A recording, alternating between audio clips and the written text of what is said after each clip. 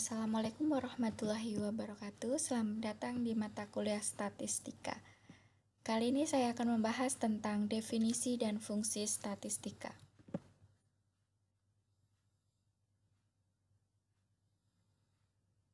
Yang pertama, definisi statistika. Statistika berasal dari kata status atau statista, berarti negara. Ilmu yang mencatat data dari berbagai negara. Ini adalah awal mula dari statistika. Statistika merupakan ilmu atau metode atau cara untuk mengumpulkan data, mengolah, menyajikan, menganalisis, menginterpretasi data, dan menarik kesimpulan berdasarkan data. Mengumpulkan data bisa berupa angka-angka atau kata-kata. Data dikumpulkan melalui tes maupun non-tes. Data dikumpulkan dengan tes, bisa tes tertulis maupun tes lisan. Misalkan mengumpulkan data nilai prestasi belajar dengan tes tertulis, sehingga peserta didik diberikan soal tertulis untuk mendapatkan data prestasi belajar. Nanti dari tes tertulis itu mendapatkan angka-angka yang berupa data. Setelah mendapatkan data, kemudian data itu diolah seperti dikoreksi, membuat kode, membuang data outlier, dan sebagainya. Setelah diolah, data disajikan bisa dalam bentuk tabel, grafik, diagram, baik diagram batang, diagram lingkaran, dan sebagainya. Setelah itu dianalisis menggunakan metode-metode analisis data dalam statistika seperti UJT, ANOVA, ANCOVA, MANOVA, dan uji yang lainnya. Setelah dianalisis dilakukan interpretasi data.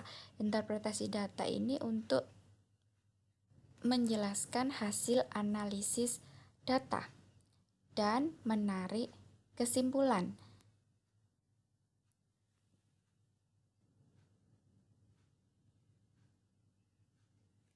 Statistika adalah cara untuk mendapatkan informasi dari data. Data berupa fakta, terutama fakta berupa angka-angka, dikumpulkan bersama untuk mendapatkan informasi.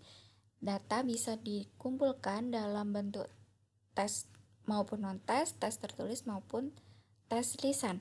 Dari data ini diolah menggunakan statistika, maka akan mendapatkan informasi. Informasi memberikan pengetahuan tentang beberapa fakta tertentu. Misalkan, data adalah skor ujian IPS. Skornya 95, 89, 70, 65, 78, 57. Data ini diolah menggunakan statistika dan memberikan informasi. Informasi baru tentang statistik kelas seperti rata-rata nilai kelas, nilai tertinggi atau terendah di kelas. Pertemuan selanjutnya kita akan mempelajari tentang mencari rata-rata kelas, mencari nilai tertinggi, nilai terendah, modus, median, dan sebagainya.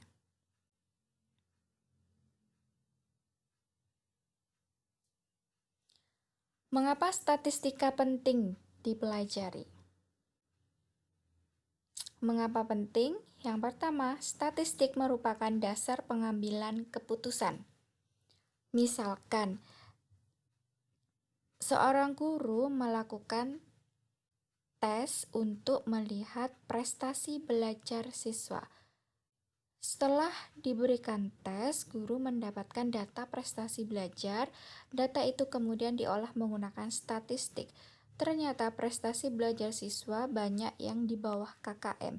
Maka di situ hasil dari statistik bahwa nilai siswa banyak di bawah KKM dijadikan keputusan oleh guru untuk mengambil keputusan selanjutnya bahwa siswa yang di bawah KKM harus melakukan remedi dengan pembelajaran remedial, sedangkan siswa yang di atas KKM diberikan pengayaan.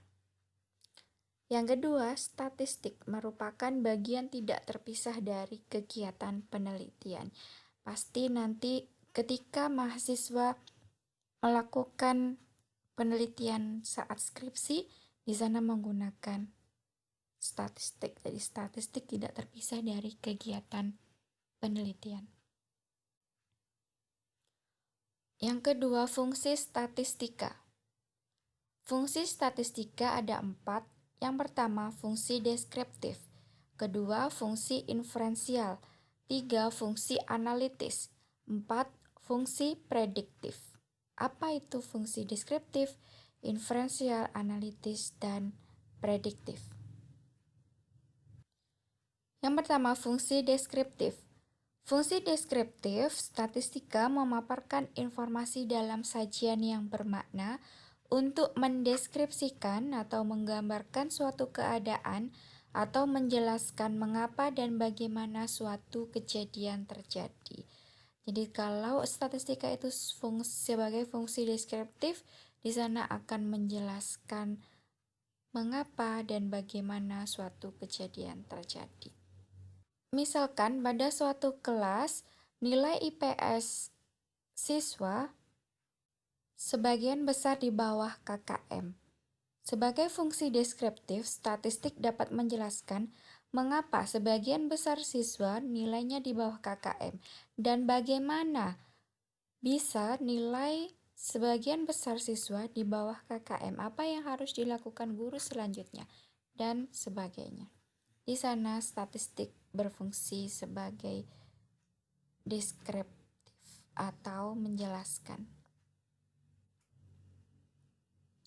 2. Fungsi inferensial untuk mendapatkan kesimpulan yang bermakna.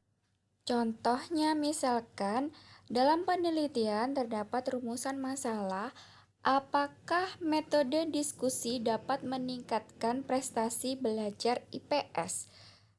Setelah mendapatkan data diolah menggunakan statistik, dapat diperoleh kesimpulan bahwa prestasi belajar IPS dapat meningkat dengan diterapkannya metode diskusi. Contoh lainnya, apakah model pembelajaran Jigsaw berpengaruh terhadap kemampuan berpikir kritis siswa? Setelah mendapatkan data diolah menggunakan statistika, akan didapatkan kesimpulan bahwa model pembelajaran Jigsaw berpengaruh terhadap kemampuan berpikir kritis siswa. Jadi di sana statistik sebagai fungsi inferensial mendapatkan kesimpulan yang bermakna. Kesimpulan yang bermakna tadi yang diperoleh dari sampel akan digeneralisasi ke populasi. Nanti kita mempelajari tentang populasi dan sampel.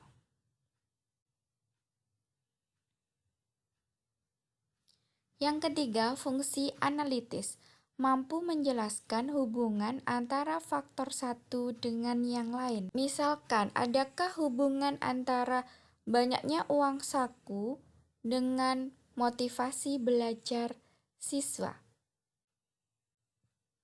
Contoh lainnya, adakah hubungan antara kreativitas siswa dengan prestasi belajar siswa? Jadi nanti di sana fungsi analitis akan menjelaskan hubungan antara prestasi dengan kreativitas siswa. Yang keempat, fungsi prediktif. Dari data yang terkumpul dapat digunakan untuk melakukan prediksi. Misalkan BMKG mendapatkan sebuah data itu nanti akan digunakan untuk memprediksi. Misalkan hari ini cuacanya berawan, besok cuacanya hujan. Itu statistika sebagai fungsi prediktif.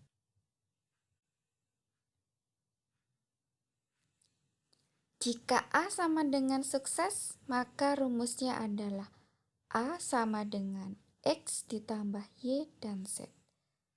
Dan X adalah berusaha, Y berdoa, dan Z bertawakal. Jadi, dalam belajar statistika kita perlu berusaha, berdoa, dan bertawakal. Thanks. Do you have any question? Assalamualaikum warahmatullahi wabarakatuh.